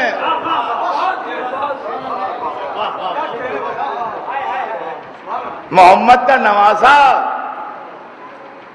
نگلیکٹ کیا جا رہا ہے، نظر انداز کیا جا رہا ہے، اور ابو سفیان کا بیٹا برسر اقتدار آ رہا ہے۔ یہ کون سا پیچ پڑ گیا تھا اسلام میں کہ اسی ابو سفیان کا خاندان ہے جو رسول سے لڑا تھا ہمیشہ، جس نے بدر میں لشکر بھجوایا،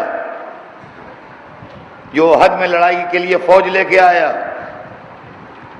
جو عمر کو لے کے آیا تھا قتل رسول کے لیے، جس کی زوجہ نے حمزہ کا کلیجہ چبایا۔ اللہ ری بھولی تاریخ ان سب باتوں کو نظر انداز کر کے ساری خوبیاں ڈائیورٹ کر دیں ادھر، اور نبی کے نواسے کو مجبور کیا خاموش زندگی گزارنے کے لیے۔ عزیزان گرامی، آپ انصاف سے بتائیے، ہم ان علماء کو کیا کہیں، ہم ان بزرگوں کو کیا کہیں، ہم ان اسلام کے ابتدائی لوگوں کو کیا کہیں جو بنی ہاشم کو چھوڑ کے بنی امیہ کو اپنا لیں، اور جو آل محمد کو چھوڑ کے آل ابو سفیان کے ساتھ ہو جائے۔ حسن کا ساتھ لوگوں نے چھوڑا اور شام کی سپورٹ میں گئے، اور اس کے بعد بھی وہ صدر اول اسلام ہے، اس کو کچھ نہ کہیے۔ عزیزان محترم، حسن نے حکومت دے دی کہ اگر جھگڑا اس بات کا ہے کہ تمہیں حکومت چاہیے ہے، دولت چاہیے ہے تو لے لو، ہم حکومت کے لیے تلوار نہیں چلائیں گے، ہم دولت کے لیے نہیں لڑیں گے، ہم خزانے کے لیے کسی کی جان نہیں لیں گے، تم حکومت لے لو، دین کو چھوڑ دو۔ حکومت لے لو، کرو حکومت، کھاؤ پیو، محل بناؤ، عیش کرو، فتوحات کرو، لشکر لے جاؤ، جو سمجھ میں آئے کرو، حکومت لے لو، مذہب چھوڑ دو۔ مگر مشکل یہ آ پڑی عزیزان گرامی کہ وہ مذہب چھوڑنے پر تیار نہیں تھے۔ کیوں نہیں تھے؟ اس لیے کہ اگر مذہبی سربراہی آل محمد کے پاس رہی تو آخر میں ایک دن ایسا آئے گا جب مذہب میں اور ان کے کردار میں اختلاف ہوگا تو چلے گی آل محمد کی۔ اس لیے مذہب کی سرداری بھی ہمارے پاس رہے۔ لوگ کہتے ہیں حسن و حسین میں اختلاف تھا، یہ بھی غلط کہتے ہیں۔ حسن و حسین میں کوئی اختلاف نہیں تھا۔ حسن کی صلح کے 20 برس کے بعد حسین لڑے ہیں۔ کیا جن ملکوں میں لڑائی ہوتی ہے 20 برس کے بعد میل نہیں ہو جاتا؟ جن ملکوں میں میل ہوتا ہے 20 برس کے بعد لڑائی نہیں ہو جاتی؟ حسن و حسین میں اختلاف تو ہم جب مانتے جب ایک طرف حسن صلح پر دستخط کر رہے ہوتے، دوسری طرف حسین تلوار چلا رہے ہوتے۔ 10 سال امام حسن نے اپنے نانا کی وہ زندگی گزاری جو مکے میں گزاری تھی رسول نے۔ مگر اس کے بعد بھی ان کو زہر سے دغا سے شہید کیا گیا۔ حسن کی شہادت کے بعد 10 سال حسین حسن کی روش پر رہے۔ اگر حسین حسن سے اختلاف رکھتے تو شہادت حسن بہت بڑا بہانہ تھی لڑائی چھیڑنے کا، مگر امام حسین نے لڑائی نہیں چھیڑی۔ لاش حسن کے ساتھ گستاخی ہوئی تھی۔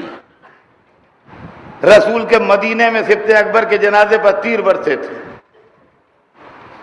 رسول کے مدینے میں رسول اللہ کے نواسے کو رسول کے پہلو میں دفن نہیں ہونے دیا گیا تھا، مگر حسین نے لڑائی نہیں چھیڑی۔ حسن کی شہادت کے 10 برس کے بعد جب سوال بیعت اٹھا تب تلوار نکلی۔ یہ بیعت کیا تھی؟ بچے سنا کرتے ہیں بیعت بیعت، یزید نے بیعت مانگی حسین نے نہیں کی، یزید نے بیعت مانگی حسین نے نہیں کی۔ بے کہتے ہیں عربی میں بیچنے کو، بیعت مانے بیچنا۔ یزید نے ڈیمانڈ کی تھی حسین سے کہ اپنے کو میرے ہاتھ بیچ ڈالو۔ جہاں جہاں میری آواز جا رہی ہے سب سنیے گا، یزید نے ڈیمانڈ کی تھی حسین سے کہ اپنے کو میرے ہاتھ بیچ ڈالو۔ حسین نے کہا میں بیچوں گا نہیں۔ کیا بیچ ڈالو؟ توجہ چاہتا ہوں، آپ بمبئی کی سب سے بڑی بازار میں ایک شو روم لے لیجئے اور کچھ رکھیے نا اس میں، تو ہر ایک پوچھے گا یہ کہے کی دکان ہے؟ ارے کہے کی دکان ہے صاحب؟ تو کیا بیچ ڈالو؟ بھائی جو آپ کی دکان میں ہے وہ بیچ ڈالیے۔ تو حسین کے پاس کیا کیا تھا؟ سنیں گے آپ، آدم کا علم، نوح کا عزم، ابراہیم کی خلت، موسیٰ کی ہیبت، عیسیٰ کا زہد، محمد کا جمال، علی کا جمال، فاطمہ کی عصمت، قرآن کی صداقت، کعبے کی عظمت، اسلام کی جلالت، یہ بیچ ڈالو۔ حسین نے کہا میرے ایسے بیچتے نہیں، میں اسی کو خرید لوں گا۔ صلوات بر محمد۔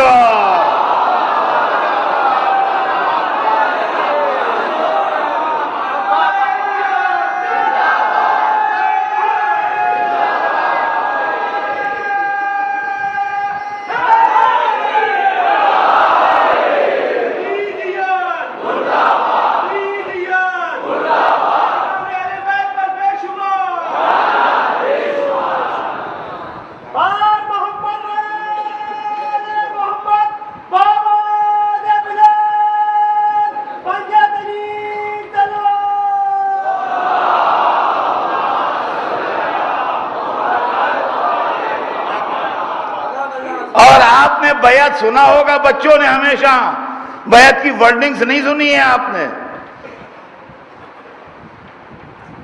بیعت کی ورڈنگ سناؤں گا آپ کے رونگٹے کھڑے ہو جائیں گے۔ بیعت کی ورڈنگز کیا ہیں؟ یزید کن لفظوں سے بیعت لے رہا تھا آپ کو معلوم ہے؟ جو بیعت کرے یزید کی وہ یہ کہے کہ ہم یزید کی غلامی پر بیعت کرتے ہیں، چاہے وہ ہمیں آزاد رہنے دے چاہے غلام رکھے۔ یہ تھے بیعت کی ورڈنگز۔ ارے اس آزادی کے سربراہ پر کروڑوں سلام جس نے 72 کو لے کے بیعت کے چیتھڑے اڑا دیے۔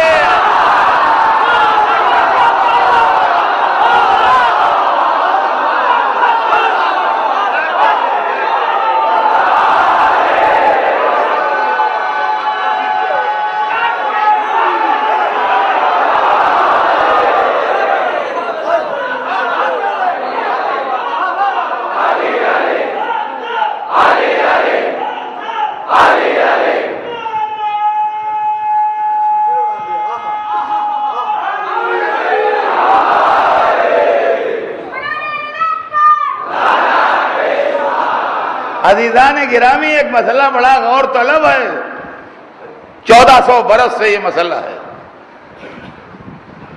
یہ تو کسی میں ہمت نہ ہوئی کہ حسین کے سامنے آئے، لیکن یہ بھی دل نہیں چاہتا کہ یزید کو کچھ کہا جائے،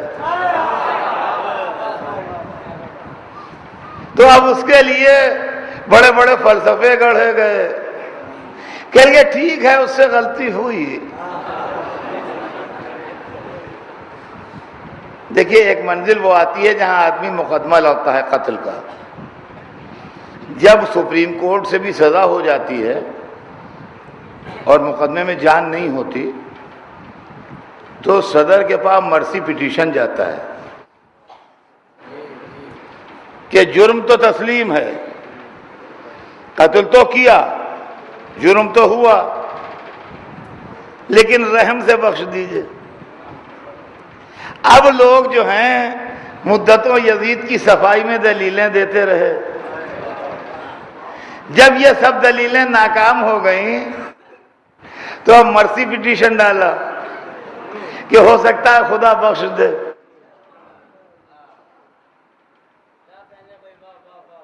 اللہ قادر ہے جناب، اللہ جو چاہے کرے، ہاں تو جو چاہے کرے، یزید کو بخش دے، آپ کو نہ بخشے۔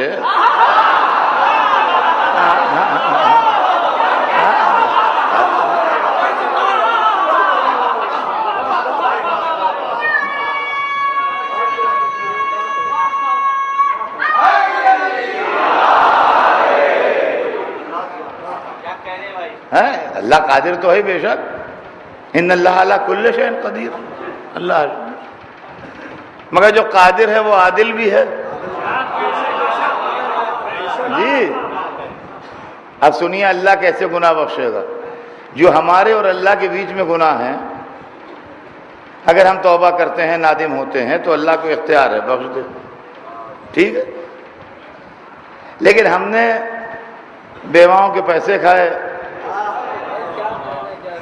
ہم نے یتیموں کا مال کھایا، بمبئی میں آ کے خوب چندے کیے، بیواؤں یتیموں غریبوں کے نام پر، کبھی 1 ٹکا کسی کو نہ دیا، سب تناول کر گئے، کھا پی کے مر گئے، کھا پی کے مر گئے۔ اب کہ یہ ہو سکتا ہے خدا بخش دے، تو خدا ہم کو نہیں بخشے گا۔ بیوائیں بھوکی رہیں، یتیم پیسے کو روئے، ہم کو اللہ بخش دے۔ تو عزیزان گرامی، اگر اللہ کا کوئی جرم یزید نے کیا ہوتا تو یہ بات ٹھیک تھی، ممکن ہے اللہ بخش دے۔ یزید نے تو حسین کو شہید کیا، تو اللہ کیا بخشے گا اسے؟ تو لوگوں نے دوسری بات کہی، کہنے لگے حسین کریم ہے، اگر وہ بخش دیں، حسین کریم ہے اگر وہ بخش دیں۔ ہم نے کہا بے شک کریم ہے، کریم ابن کریم ہے، وہ بھی کریم، ان کے باپ بھی کریم، ان کے نانا بھی کریم، خاندانی کریم ہے وہ، ان کا دل چاہے بخش دیں، کون روک سکتا ہے انہیں؟ ہمیں کیا مجال جو ہم منع کریں؟ حسین کریم ابن کریم ہے، بخش دیں، مگر بخشا نہیں جائے گا۔ آپ کیسے کہتے ہیں آپ نہیں بخشا جائے گا؟ ہم نے کہا 1400 برس سے ہم جو رو رہے ہیں،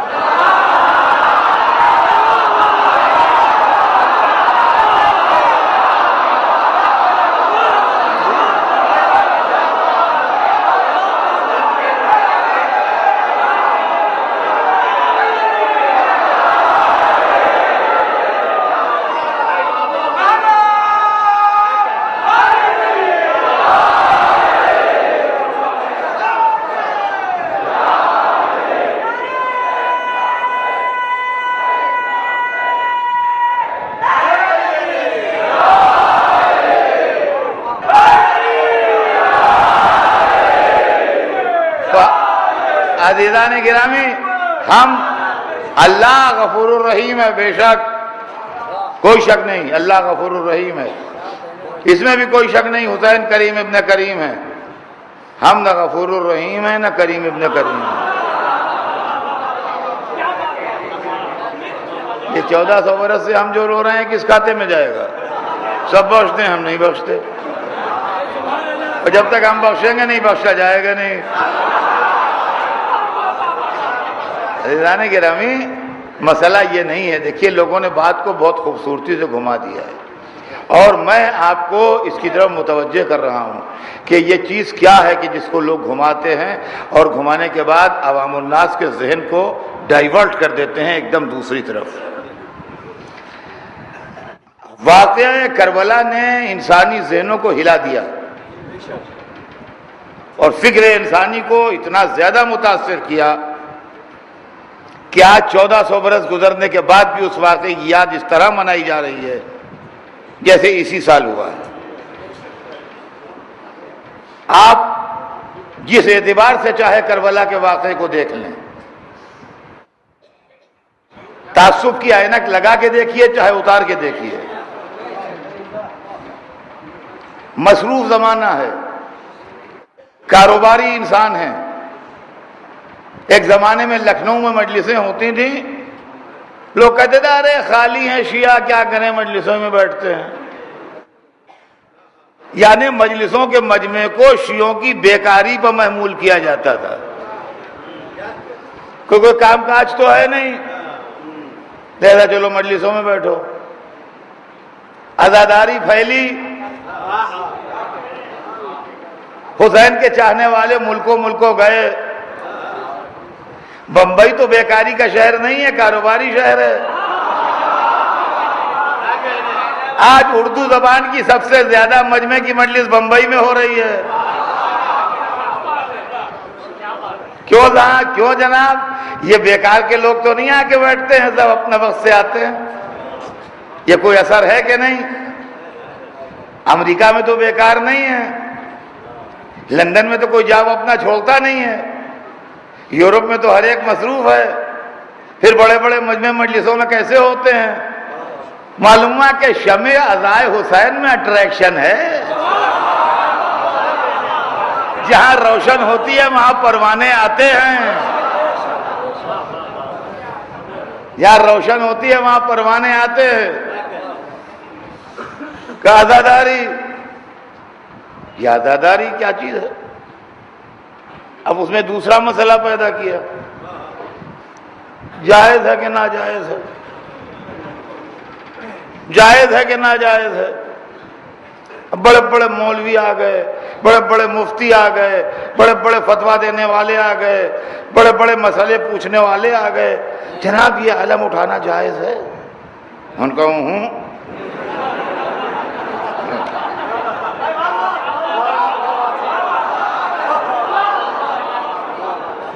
جناب تعزیہ رکھنا جائز ہے؟ نہ بت ہے، بت بت بت، خبردار۔ جناب سبیل کا، ہاں خبردار نہ پینا۔ ہاں اما انہوں نے حسین پہ پانی بند کیا تھا، تم اپنوں کو بند کر رہے ہو۔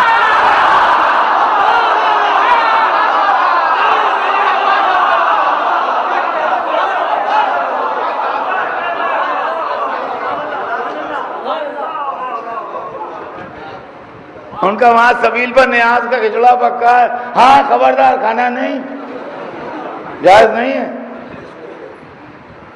ان علماء سے ایک ہمارا سوال بھی کر دیجئے کوئی اگر جائے وہاں تو،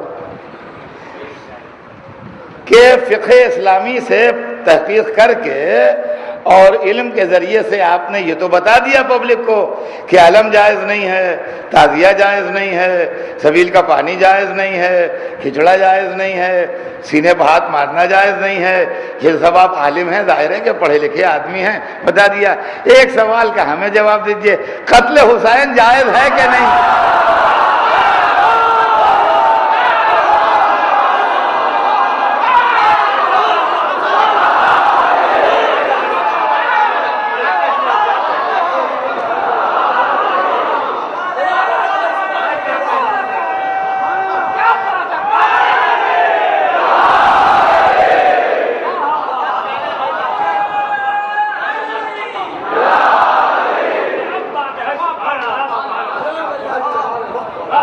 پلیز اتنی سی بات کا جواب ہمیں دے دیجئے آپ کہ قتل حسین جائز ہے کہ نہیں؟ ان کا یہ کرتے ہیں عزادار، یہ کرتے ہیں عزادار، یہ کرتے ہیں ارے چھوڑیے عزاداروں کو، وہ جو کرتے ہیں وہ جانے اللہ جانے۔ جو یزید نے کیا اس کے لیے کیا خیال ہے؟ جو یزید نے کیا اس کے لیے کیا خیال ہے؟ آج تو صاحب یہ ٹھیک نہیں ہے، نہ ہوگا، جو جیسا کرے گا ویسا بھرے گا۔ صحیح کریں گے جزا ملے گی، غلط کریں گے سزا ملے گی۔ ہم کو آپ چھوڑیے، ہماری فکر نہ کیجیے، سمجھے آپ؟ جہنم میں جا رہے ہیں جانے دیجیے۔ بدعتی لوگ جائیں جہنم میں، اچھا۔ یہ بتائیے کہ یزید نے جو نواسہ رسول کو شہید کیا تھا اس کے متعلق کیا خیال ہے؟ یہ کام صحیح ہوا تھا کہ غلط ہوا تھا؟ سوچ سمجھ کے جواب دیجیے، سوچ سمجھ کے جواب دیجیے۔ اور اگر یہ کہا گیا کہ غلط ہوا تھا تو وہ لوگ غلط تھے جنہوں نے یزید کی تائید کی، وہ لوگ غلط تھے جنہوں نے فتوے دیے، وہ لوگ غلط تھے جنہوں نے اس کی مدد کی، وہ لوگ غلط تھے جو فوجیں لے کے گئے، وہ لوگ غلط تھے جو لشکر لے کے گئے۔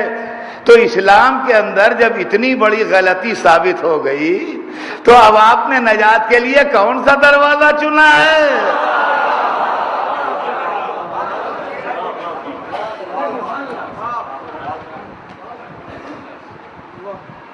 ان کا اس سے حاصل کیا ہے؟ اور دیکھیے آپ، یہ میں آپ سے بتا دوں کہ 1400 برس سے مذہب اسلام کو آزاداری زندہ رکھے ہوئے ہے۔ ہر وہ تحریک جو آزاداری کے خلاف اٹھے وہ اسلام کے خلاف ہے، اور ہر وہ آواز جو آزاداری کے خلاف اٹھے وہ تمنا رسول کے خلاف ہے۔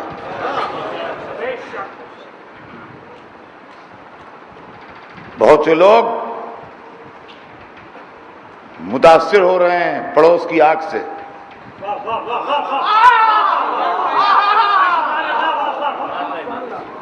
جناب اس سے کیا ہوتا ہے، اور جناب اس سے کیا ہوتا ہے، اور جناب وہی چیزیں پڑھی جاتی ہیں، کچھ عمل پہ پڑھا نہیں جاتا ہے وہاں مغل مسجد میں تو، اور وہ تو کچھ ہمیں فائدہ نہیں ہوتا ہے اس سے، اور یہ تو ہمیں معلوم ہے کہ جو اچھا ہے وہ اچھا ہے، جو برا ہے وہ برا ہے۔ یہ ہمیں معلوم ہے کہ جو اچھا ہے وہ اچھا ہے، جو برا ہے وہ برا ہے۔ ہے کیا جلدی سے آپ نے بات ٹال دی؟ آپ کو معلوم ہوگا، آپ کے بچوں کو نہیں معلوم ہے۔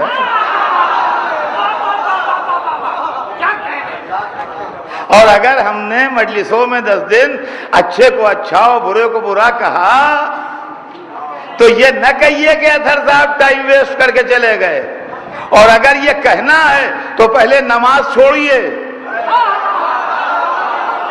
اس لیے کہ نماز میں سورہ الحمد ہے واجب۔